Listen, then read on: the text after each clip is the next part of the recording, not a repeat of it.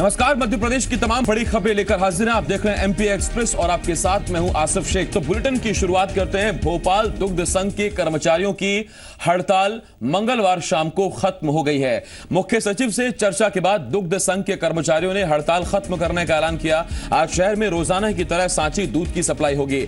सोमवार से हड़ताल की वजह से मंगलवार को सुबह से ही शहर के ज्यादातर इलाकों में दूध की किल्लत देखने को मिल रही थी। सुबह से शाम तक पार्लरों और बूथों पर दूध खरीदने पहुंचे लोगों को खाली हाथ ही लौटना पड़ा। मंगलवार सुबह को केवल 50,000 लीटर ही दूध बढ़ सका। शहर के सरकारी अस्पतालों में भी दूध की सप्लाई नहीं हो सकी।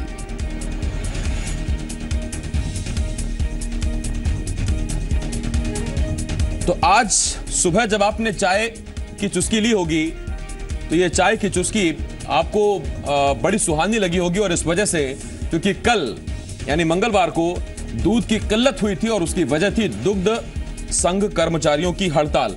दरअसल अपनी कई सूत्रीय मांगों को लेकर दुग्ध संघ कर्मचारी हड़ताल पर चले गए थे। सोमवार को ही वो हड़ताल पर गए थे, जिसके बाद मंगलवार को कई जगहों पर दूध की किल्लत हो गई थी।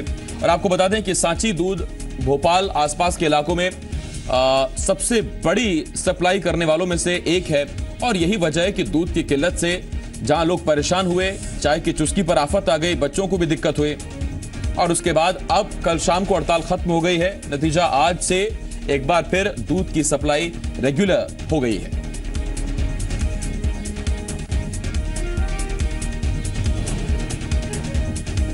तो दुग्ध संघ के कर्मचारी हड़ताल पर थे, कई सूत्री मांगों को लेकर हड़ताल पर थे, और कल मुख्य सचिव से बात के बाद उन्होंने अपनी हड़ताल वापस ले ली है, खत्म कर दी है। और ऐसे में अब एक बार फिर भोपाल और आसपास के इलाकों में दूध की सप्लाई सुचारू तौर पर फिर से शुरू हो गई है।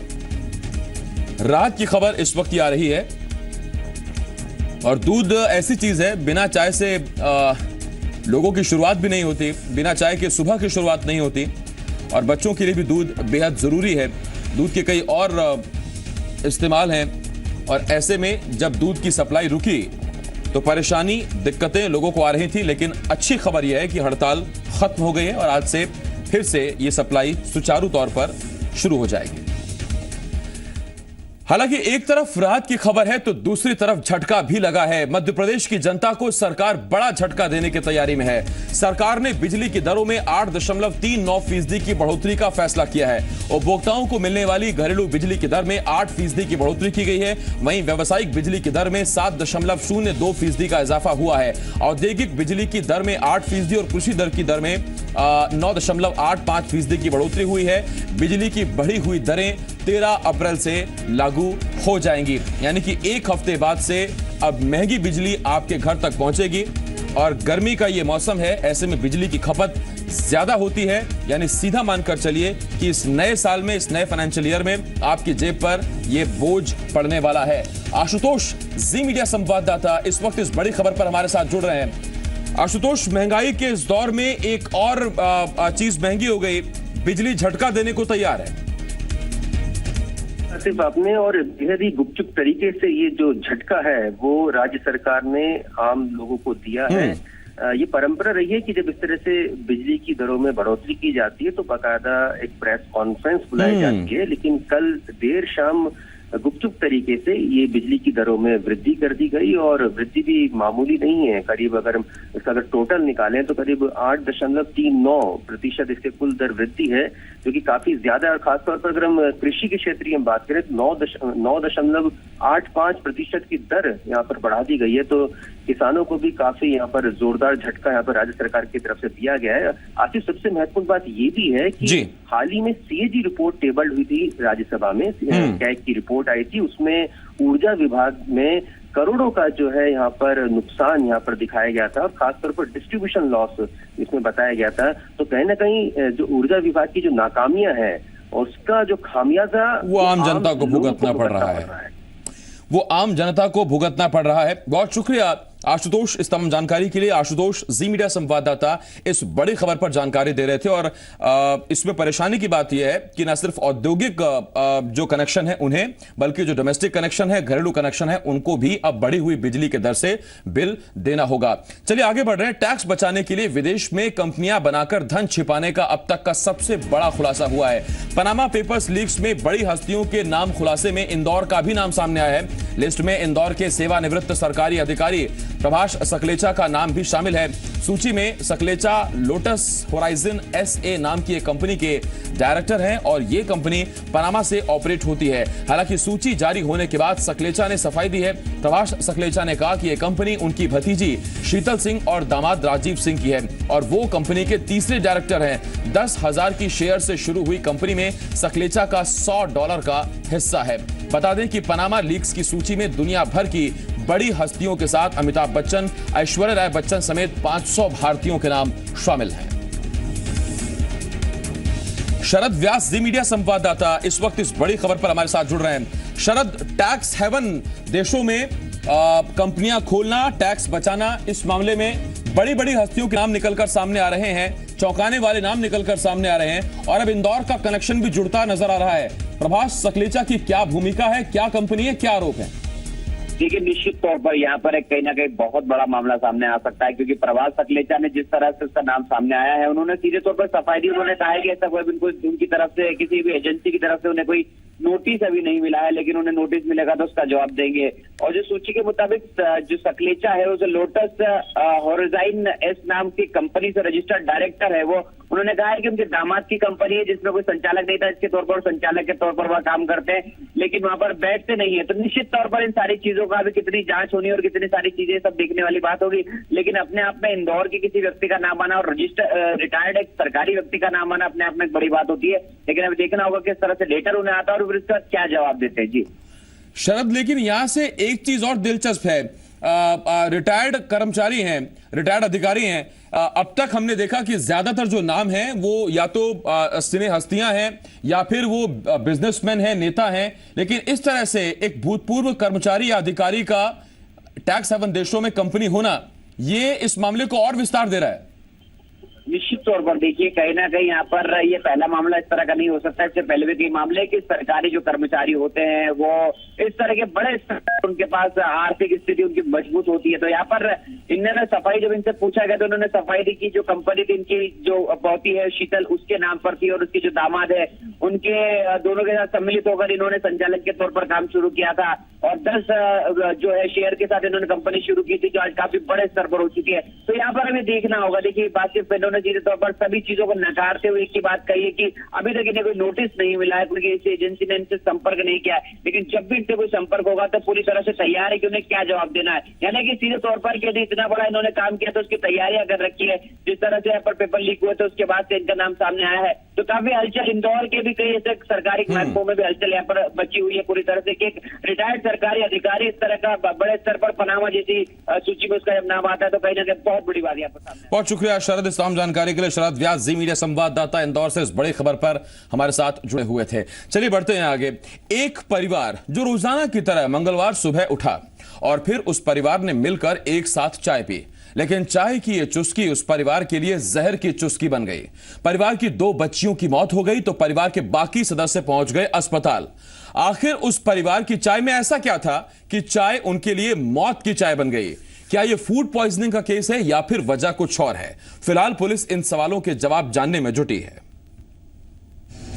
चाय की प्याली से निकली मौत, चाय की चुस्की बनी मौत की चुस्की। उज्जैन के एक परिवार में पसरा मातम, 2 बच्चों की मौत, 10 की हालत गंभीर। उज्जैन के महिदपुर इलाके के पास बसे पालडिया नाम के इस गांव में इस वक्त मातम पसरा है। इस मातम की वजह है वो चाय जिसने एक ही परिवार के 2 बच्चों की जिंदगी छीन ली। तो उस परिवार के बाकी 10 सदस्य इस वक्त अस्पताल में अपना इलाज करवा रहे हैं, जिनमें से कुछ की हालत गंभीर बनी हुई है। हम लोगों को सूचना मिली कि पालडिया गांव जो झाड़ा थाने में आता है, यहाँ पर बालाराम जी बागरी हैं, उनकी फैमिली में चाय बनाई गई थी और सामूहिक रूप से सब परिवार के लोगों ने चाय पी। चाय पीने के बाद उन लोगों को घबराहट महसूस हुई। घबराहट होने के बाद उसमें जो बच्चियां हैं, एक 4 साल की है, एक 6 साल की है, वो एक्सपायर कर गई हैं। दरअसल ये घटना मंगलवार सुबह की है। बालाराम चंद्रवंशी ने अपने पूरे परिवार के साथ रोज की तरह चाय बनाकर पी, लेकिन चाय पीने के थोड़ी देर बाद अचानक पूरे परिवार की तबीयत बिगड़ने लगी, जिसके बाद आसपास के लोगों ने परिवार को अस्पताल पहुंचाया, लेकिन उससे पहले ही 2 बच्चियों की मौत हो गई। बाकी लोगों का अस्पताल में इलाज चल रहा है। इस घटना की खबर मिलते ही पुलिस और स्थानीय प्रशासन भी फौरन मौके पर पहुंच गया। घटना की तह तक जाने के लिए एफएसएल टीम की भी मदद ली जा रही है। एसडीएम महिदपुर और थाना प्रभारी और तहसीलदार वगैरह सब लोग मौके पर हैं। यहाँ पर हम लोग जांच कर रहे हैं और अभी प्रथम दृष्टया तो यही लग रहा है कि जो चाय बनी है उसी में कोई गड़बड़ी है और उसके लिए हम लोग मौके पर अभी उपस्थित हैं। ये फूड पॉइजनिंग का केस है या नहीं, अभी ये साफ नहीं है। पुलिस को दोनों बच्चों की पोस्टमार्टम रिपोर्ट का इंतजार है, लेकिन मौके पर सबसे पहले पहुंचे लोगों के मुताबिक उन्हें घर से उल्टी, दस्त जैसे कोई निशान नहीं मिले, जैसा कि अक्सर फूड पॉइजनिंग के केस में देखने को मिलता है। फिलहाल पुलिस भी हर एंगल को ध्यान में रखकर इस घटना की जांच कर रही है, ताकि ये सच सबके सामने आ सके कि आखिर चाय की प्याली इस परिवार के लिए मौत की प्याली कैसे बन गई। आनंद निगम, जी मीडिया, उज्जैन। उधर एमपी में माफियाओं का आतंक थमने का नाम नहीं ले रहा। ताजा मामला टीकमगढ़ जिले का है, जहां वन माफियाओं ने एक वन कर्मी को ट्रैक्टर से कुचलने की कोशिश की। बेखौफ माफियाओं की करतूत यही नहीं थमी, उन्होंने जान बचाकर भाग रहे कर्मचारी शिशुपाल सिंह का ट्रैक्टर से पीछा भी किया। दरअसल पृथ्वीपुर इलाके की भेलसा वन चौकी पर सोमवार देर रात करीब 12 लोगों ने हमला बोल दिया। हमले का आरोप वन विभाग के हिस्ट्री शीटर धर्मेंद्र यादव और उसके साथियों पर है। आरोप है कि धर्मेंद्र ने पहले चौकी पर हवाई फायरिंग कर दहशत फैलाई और फिर बीट गार्ड पर ट्रैक्टर चढ़ाने की कोशिश की। सिर्फ इतना भर नहीं, उसने साथियों के साथ मिलकर चौकी में घुसकर जमकर तोड़फोड़ की। गौरतलब है कि धर्मेंद्र पर सागौन चोरी के कई मामले दर्ज हैं। मोहनपुरा और भेलसा रोड पे जब हम चढ़े, मोटरसाइकिल से मुड़ रहे थे, तब तक एक ट्रैक्टर खड़ा था मोड़ पे, तो उसने पीछे से मुझे एकदम स्टार्ट करके मुझे कुचलना चाहा। मैं अपनी किसी तरह से मैं समझ गया, वो प्राण बचाकर मैं भागा आगे को, तो वो गाली दे रहा था। इस घटना से आक्रोशित टीकमगढ़, जतारा, ओरछा, पृथ्वीपुर और निवाड़ी वन परिक्षेत्र के अधिकारी कर्मचारियों के साथ पृथ्वीपुर थाने में धरने पर बैठ गए हैं। वनाधिकारियों ने हमले के आरोपी धर्मेंद्र यादव को जल्द से जल्द गिरफ्तार करने की मांग की है।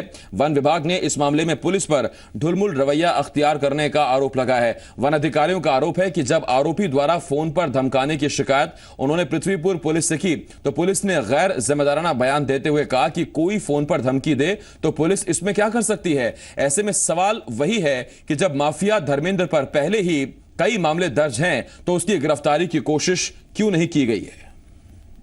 पूरी तोड़फोड़ करी है और पूरी बाउंड्री तोड़ दी गई है। उसको बिल्डिंग को तोड़ने का प्रयास किया गया, वहाँ पर लगे हुए पेड़ उखाड़ दिए गए उन्होंने ट्रैक्टर के द्वारा। उसके बाद वो पूरे हवाई फायर किए गए, उसके द्वारा जान से मारने की कोशिश की गई है उनको, वनरक्षक को।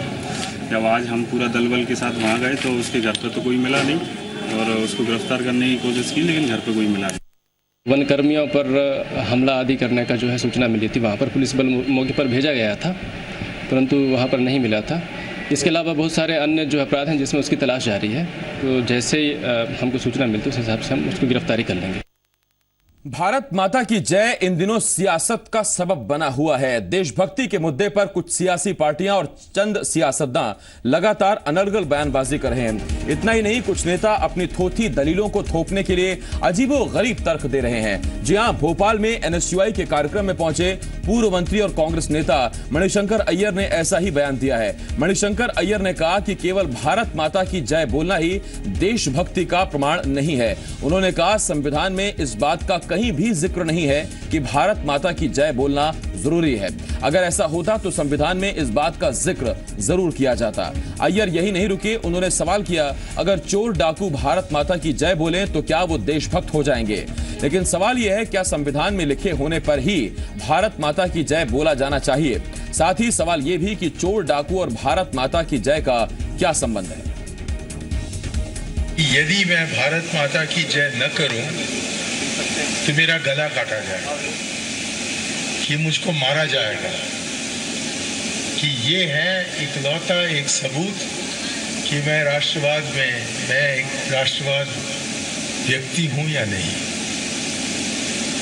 अब यदि ऐसा होता तो शायद हमारे संविधान में लिखा जाता कि सुबह सुबह उठते ही हमें अपने को भारतीय दिखाने के लिए हमें सबसे पहले भारत माता की जय कहने की जरूरत है, लेकिन ये हमारे संविधान में नहीं है कि चोर डाकू भारत माता की जय कह दे तो क्या वो राष्ट्रवादी बन जाता है, या जो पुण्य काम करता है लेकिन और कोई नारा निकालता है तो वो क्या राष्ट्र विरोध बन गया है? ये मैंने सवाल किया। बीजेपी ने भारत माता की जय से परहेज क्यों? जी हां, सवाल अब उठ रहे हैं और सवाल ये, क्या संविधान में लिखे होने पर ही भारत माता की जय बोला जाना चाहिए?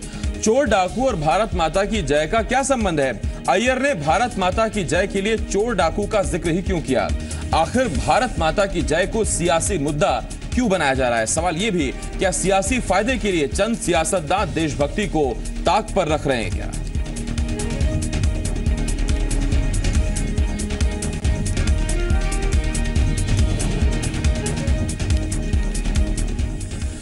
एमपी बीजेपी के प्रवक्ता दीपक विजयवर्गीय ने कांग्रेस नेता मणिशंकर अय्यर के बयान पर तीखा हमला बोला है। विजयवर्गीय ने उनकी संविधान के बारे में जानकारी पर सवाल उठाते हुए कहा, अगर कांग्रेस को संवैधानिक मूल्यों की इतनी चिंता है तो वो कॉमन सिविल कोड का समर्थन क्यों नहीं करते? कि अगर संवैधानिक मूल्यों की मणिशंकर अय्यर जी को और कांग्रेस को इतनी चिंता है तो निश्चित तौर पर उन्हें अब तक कॉमन सिविल कोड की वकालत करनी चाहिए थी और सबसे पहले ये मांग करनी चाहिए कि इस देश में कॉमन सिविल कोड हो, क्योंकि उसका तो कम से कम स्पष्ट उल्लेख संविधान में है। संविधान स्पष्ट रूप से कहता है कि इस देश की एकता अखंडता को सुनिश्चित करने वाले काम हर नागरिक को करना चाहिए और संविधान का कतई कोई समझ मणिशंकर अय्यर या ओवैसी जैसे लोग नहीं रखते हैं, ऐसा मैं मानता हूँ।